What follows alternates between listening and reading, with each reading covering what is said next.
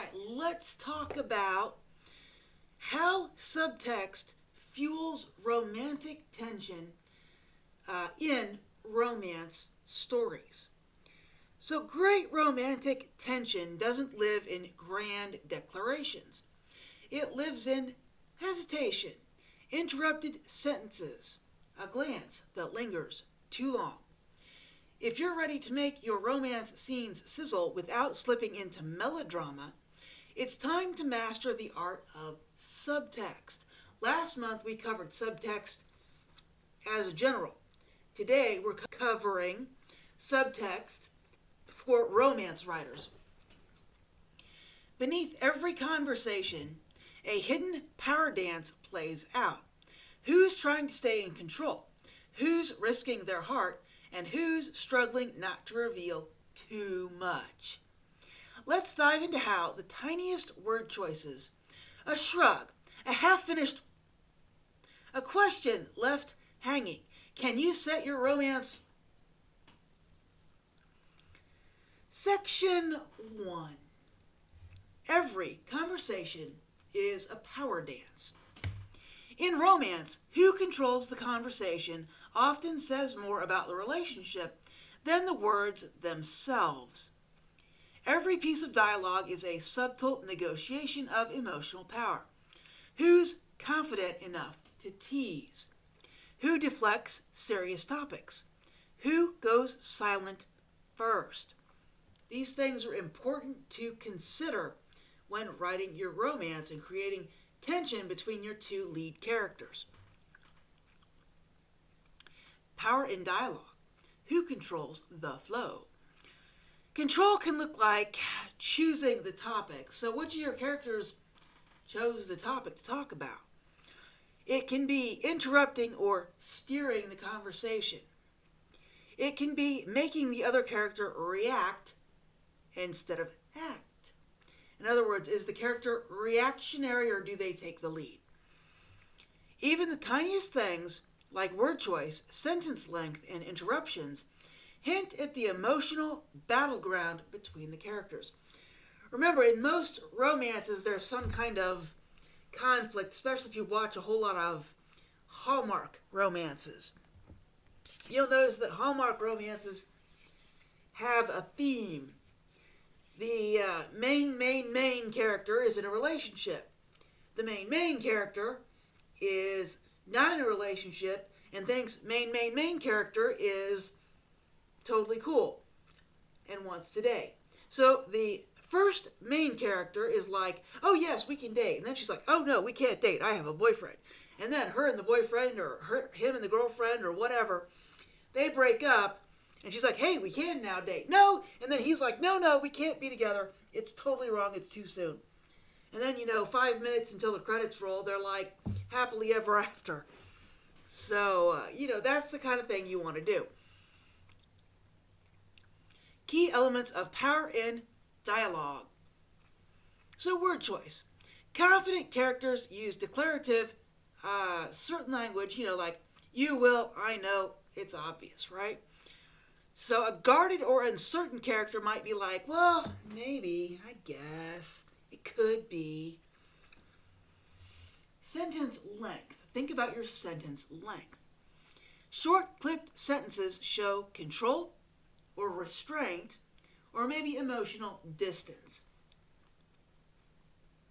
Longer, rambling sentences can show nervousness or maybe lack of control, especially in emotional moments, emotional scenes. Interruptions. Characters interrupting can signal a dominance or desperation. Who gets interrupted might be trying to open up and is getting shut down, right? Which deepens the tension. So your main character might be like trying to talk a lot and open up and really explain themselves, and the other character's like, talk to the hand. Which is so cliche. Don't use that phrase in your book. So here's some example dialogue. Alex, leaning back and smirking, you really think you can beat me at this? Jordan shrugs, casual. I don't think, I know. So who's more cocky in those? They're pretty cocky. So Alex is trying to set the tone and is baiting Jordan, but Jordan doesn't take the bite. The casual shrug and simple, confident answer tilt the power back to Jordan without any big confrontation. So, it'd be like a bully going, I'm going to beat you after school. And the would-be victim is like, I'd like to see you try. So anyway, here's your tip. Great romantic dialogue moves scenes forward. The power shouldn't stay in one character's hand for too long. It should shift, even just a little. Let your characters wrestle emotionally under the surface.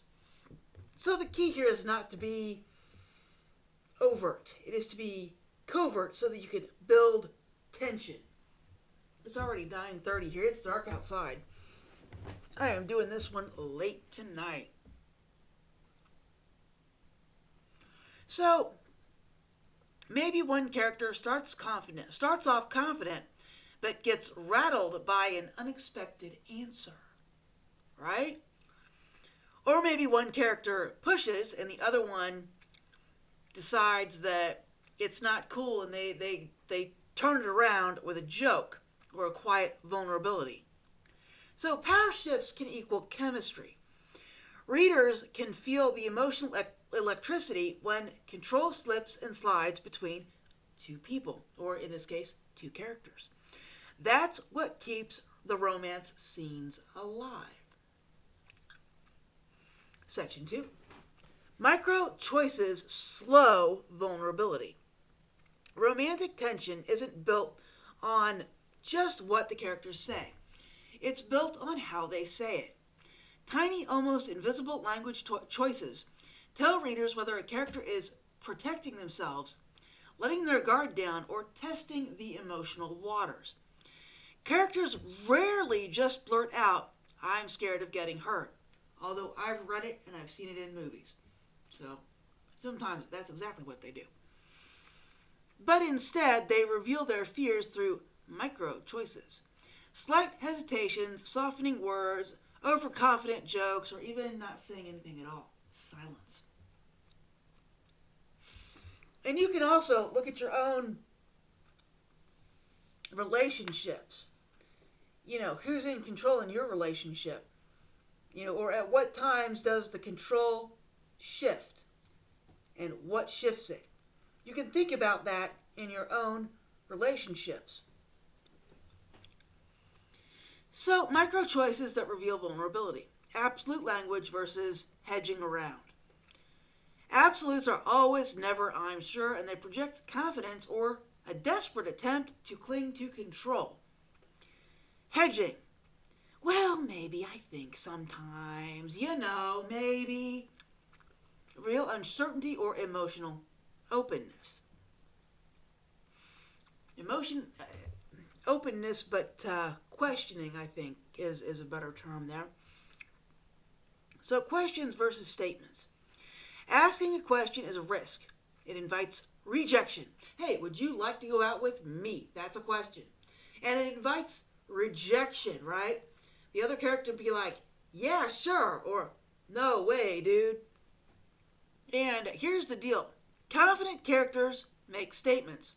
Vulnerable characters ask a question. So, what about these short rambling sentences? Short versus rambling. Short clipped replies suggest defensiveness or emotional walls. Very well could. Hey, would you like to go to the park tomorrow? No. That's short. No. No is a whole sentence and it is short. Longer rambling sentences can signal nervousness, vulnerability, or a need to fill an uncomfortable silence. So, same thing. Would you like to go to the park tomorrow? Well, I have to shampoo my hair and wash my dog, but I'd love to go, but, and then I have to get dinner and study, and I think they should just go for the walk in the park. But anyway, silence and pauses. Pauses often say more than the words themselves. A character trailing off mid-sentences shows hesitation that they can't hide. Oh, do you think? Example dialogue, vulnerability surfacing. Sam is accusing and trying to stay in control. You're always looking for an excuse to run. Casey, well, maybe I'm just waiting for a reason to stay. So what's happening here? Sam's use of always tries to slam a door to claim emotional power. You're always looking for an excuse to run away from me. And Casey isn't really going to argue. Instead, she's like, you're not giving me a reason to stay, right? Tip, don't make vulnerability loud. It doesn't need to be overt. Again, we're talking about covert, reading between the lines. And in real life, people hide their fears. They glance away, they stammer, they use too carefully chosen words. T-O-O, too carefully. In fiction, use those same principles. Use what you know in real life and bring it to your fiction story. Remember, fiction is fiction, but it has elements of realness, and that is what makes the story feel real. Think about, this is not a romance, but think about Murder, She Wrote. There's literally a novelist solving murders. Would that ever happen? No. And they kind of bring it in there too, so, well, I'm not really saying. And the cops are like, you need to get out, you're not a police officer. And they do that a lot, but in the end, you still have a novelist solving murders. And it seems like it's real, like it really could happen. So when you want your romantic scenes to hurt beautifully, make your characters say the opposite of what they mean. Or wrap the truth inside a cautious statement or paragraph, right? Let your readers eke out the thing that is really going on. So as an example, instead of staying and good grief. Instead of saying, I'm scared to lose you, your character says, you're probably better off without someone like me. It's me, it's not you. And if you've done this right, it doesn't sound passive-aggressive. Instead, the reader feels the real fear from this character that's just under the surface. Section 3. Hidden desires surface through subtext. So, have you ever watched a show or read a book and been like, these two characters need to be getting together? Of course you have. That's the hidden desires that are surfacing through the subtext. So in real life, and even more in fiction, people rarely say what they feel, especially when love, lust, or fear of rejection is involved. Instead of announcing their attraction, characters often talk around it, using everyday topics as safe shields. Right? We do this as human beings too, right? Out in the world. So this is where subtext becomes electric. The trick. Characters might be talking about the weather, coffee, or parking spaces, but the real conversation is happening underneath. It's not what they're saying, it's how they're saying it, where their attention lingers, and what they're trying not to say. So how do you show hidden desire through boring conversations? So you can infuse normal topics with emotional weight. A comment about the weather can really be about how close they're standing. A debate about coffee could really be about wanting to share mornings together, right? This is done really well in Star Trek: The Next Generation, and some of the episodes between Dr. Crusher and Captain Jean-Luc Picard. Let body language carry what words can't. Lingering looks, awkward silences, sudden laughter, and unnecessary touching. So use meaningful distractions. Characters dodge intense feelings by focusing on meaningless details. Cleaning a countertop, fixing a jacket, picking at food, picking at your collar, picking at your teeth. All right, I just threw that last one in there. That's gross. Picking your teeth is the anti-romantic thing to do. So layer dialogue with dual meanings. Words that seem innocent on the surface can have obvious and delicious double meanings to the reader. Example: pretending to study the sky. Maya: it's warmer today than yesterday. Eli steps closer. Yeah, hard to breathe, isn't it? So what's happening in these two little lines of dialogue? They're talking about the weather, but Maya is hesitating and Eli is stepping closer and not raising his voice. He's using a low tone. So they're not talking about the hot weather. They're talking about the heat between them. And readers, if you do this right, readers know your readers are not idiots, okay? If you do this right, your readers are like, I know what they're talking about. I know what they're talking about. So, it's about proximity, desire, and the risk of actually, acknowledging that.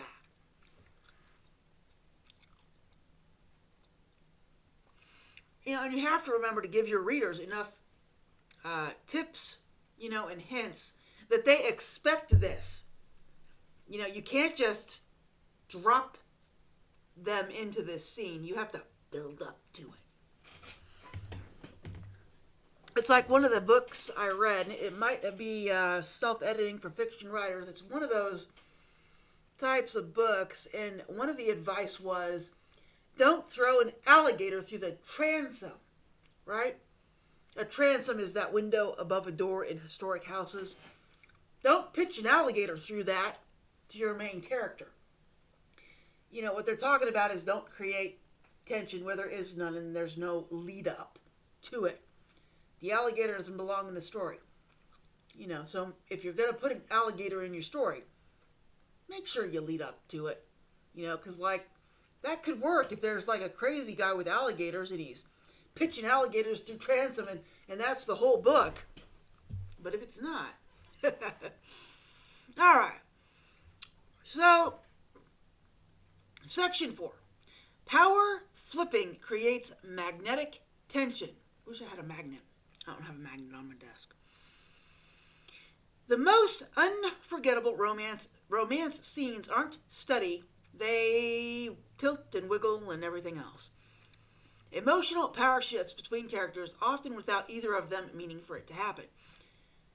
And then that sudden moment when the confident character stumbles or the quiet character comes into power, right? This creates a magnetic, unpredictable chemistry.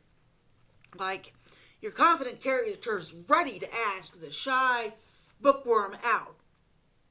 And he's like, hey, Jane, hey, do you got a book on the Roman Empire? And Jane's like, yeah, just got winning on Caligula. Caligula. That would be good, actually. Your dude is about to ask you out.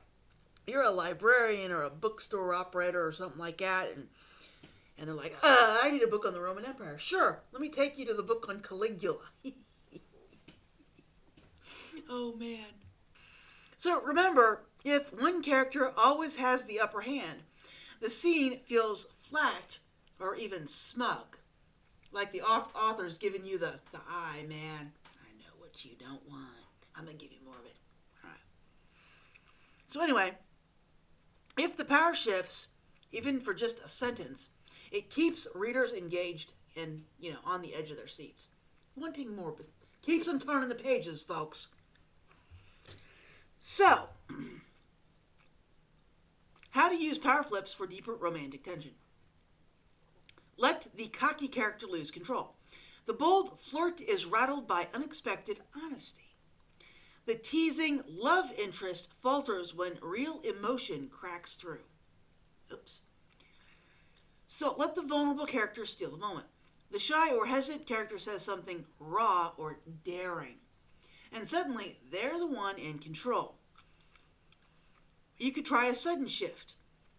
Do a one-liner or a one-look or a small confession and see how the balance changes. And to make this work, you want to keep the transition quick and sharp to make it feel like they got zapped. Use body language to seal the flip. The character who was confident might look away. The one who seemed shy might step closer or look him in the eye. So, Tyler, grinning. Now he's got one of those shit-eating grins. Bet you can't go 5 minutes without checking your phone. Riley, I only check it because I hope you'll text. Interesting. So, Tyler is teasing Riley, assuming that he's in control of the playful banter. But Riley drops the truth, right? She says, yeah, but you're supposed to be texting me. Now Tyler is the one that's thrown off balance.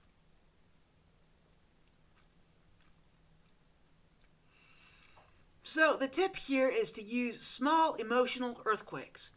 One sharp moment of vulnerability and one unguarded truth can make a confident character stumble or a guarded character surge forward. Even the smallest shifts keep a reader's heart racing because suddenly everything feels possible.